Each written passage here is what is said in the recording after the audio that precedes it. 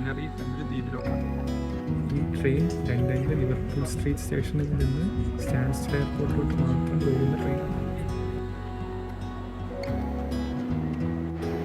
എയർപോർട്ടിലെത്തി.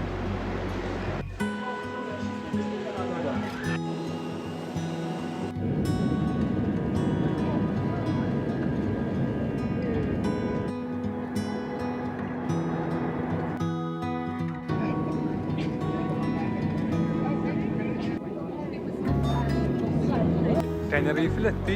ഇവിടുത്തെ ടെമ്പറേച്ചർ ഏകദേശം ഒരു ഇന്ത്യയിലത്തെ ടെമ്പറേച്ചറൊക്കെ പോലത്തെ, അത് കേരളത്തിലെ ടെമ്പറേച്ചർ പോലെ. ഇതാണ് ഞാനിന്ന് താമസിക്കുന്ന ഹോസ്റ്റല്.